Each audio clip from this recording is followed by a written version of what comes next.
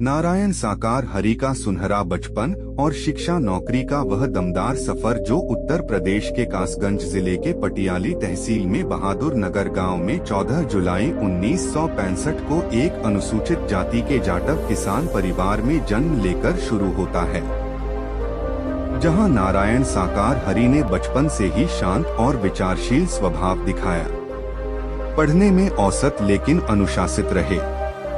ज्यादा बातचीत न करने वाले इस बच्चे ने गांव के उबड़ खाबड़ रास्तों पर चलकर अपनी प्रारंभिक शिक्षा पूरी की। गांव के बुजुर्गों की यादों में वे हमेशा चुपचाप रहने वाले और परिवार की मदद करने वाले के रूप में बसे हैं। जिस परिवार के सदस्य के रूप में थे, उसे परिवार के लिए केवल खेतों में काम नहीं किया बल्कि मेहनत, मजदूरी इत्यादि करते हुए अपनी उच्च शिक्षा भी प्राप्त की।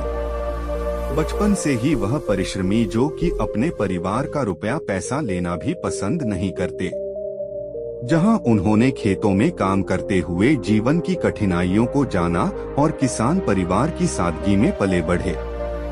फिर उच्च शिक्षा के लिए कॉलेज गए, जहां अनुशासन की मजबूत भावना और कुछ बड़ा करने की तीव्र ललक ने उन्हें अलग पहचान दी, जिसके चलते उन्होंने सरकारी सेवा का रास्ता चुना और 1980 के दशक में उत्तर प्रदेश पुलिस में कांस्टेबल के रूप में भर्ती होकर अपनी पहली पोस्टिंग पाई। आगरा जैसे व्यस्त शहर में जहां उन्होंने लोकल इंटेलिजेंस यूनिट यानी LIU में अपनी तेजतर्रार छवि और बुद्धिमता से जगह बनाई। खुफिया विभाग में काम करते हुए पूरे 18 से 20 साल तक उन्होंने समाज की गहराइयों में उतरकर अचानक साल 1999 में एक आध्यात्मिक जागृति के बाद नारायण साकार हरि ने स्वैच्छिक सेवानिवृत्ति यानी VRS ले ली, वर्दी उतार दी और खुद को आध्यात्मिक मार्ग पर समर्पित कर दिया, जहां उन्होंने दावा किया कि उन्हें परमात्मा का साक्षात्कार हुआ है। जिसके बाद वे बाकी बाबाओं से पूरी तरह अलग दिखने लगे।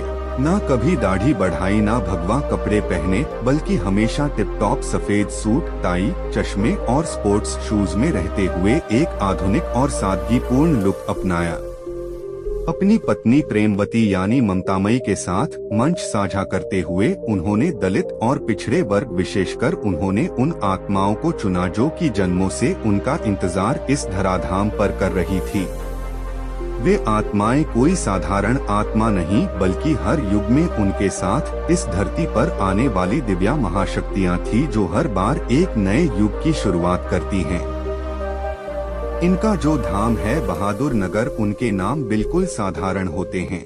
किसी भी तरह का कोई चढ़ावा या दान पत्र वहाँ पर भी नहीं होता, ना ही वहाँ पर यूं मार्बल जैसी चमक दमक होती है। यहाँ केवल सत्य की आत्माएं होती हैं।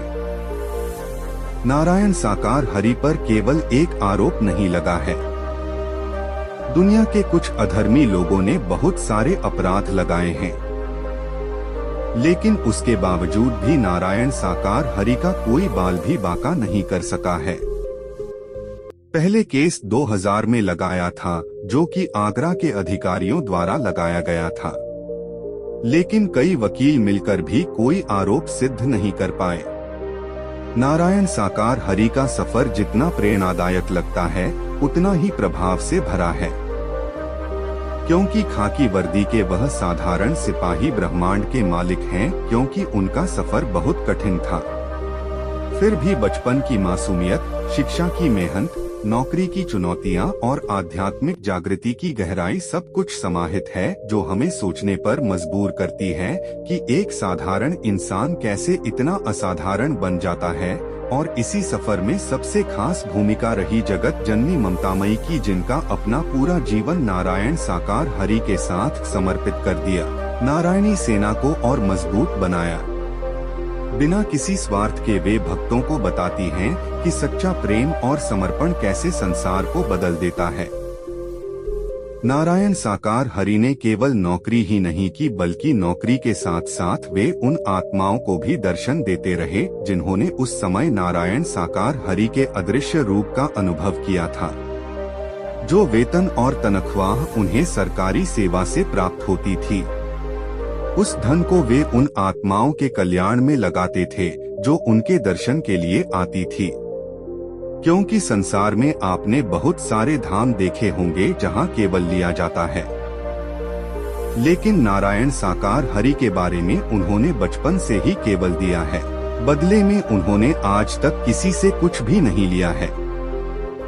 इस विषय में जो जानकारी सामने आई है वह लंबे समय तक की गई खोज, अनुसंधान और अलग अलग स्थानों पर जाकर लोगों से बातचीत करने के बाद एकत्र की गई है।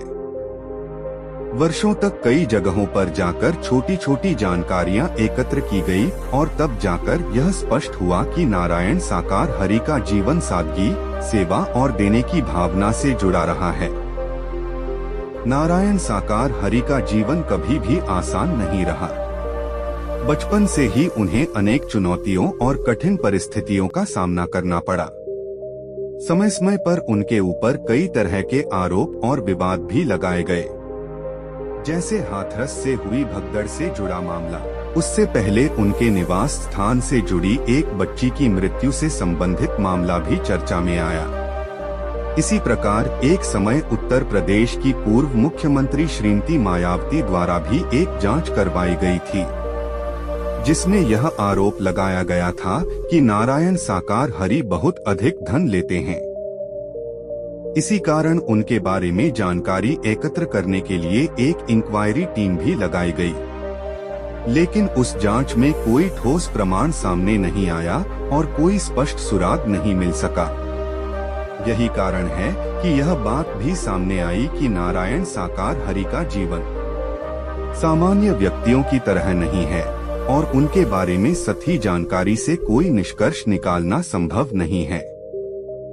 इस संसार की हर हलचल भी उसी परम शक्ति के अधीन चलती है और आज संसार में जो उथल पुथल दिखाई दे रही है, कई देशों में जो युद्ध का वातावरण बना हुआ है, उसे भी समय के परिवर्तन और महाकाली युग के दौर से जोड़ा जा रहा है। समय के साथ साथ यह युग अपने अंतिम चरण की ओर बढ़ रहा है। इसी प्रकार की गहराई से जुड़ी जानकारियां सामने लाने के लिए लगातार अलग अलग स्थानों पर जाकर जानकारी एकत्र की जाती है, लोगों से बातचीत की जाती है और छोटी छोटी बातों को जोड़कर एक संपूर्ण जानकारी तैयार की जाती है।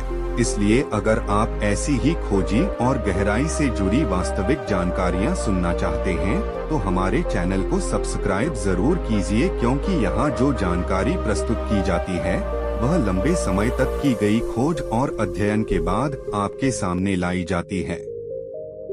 प्रेम से बोलिए नारायण साकार हरि की संपूर्ण ब्रह्मांड में सदा सदा के लिए जय जयकार हो।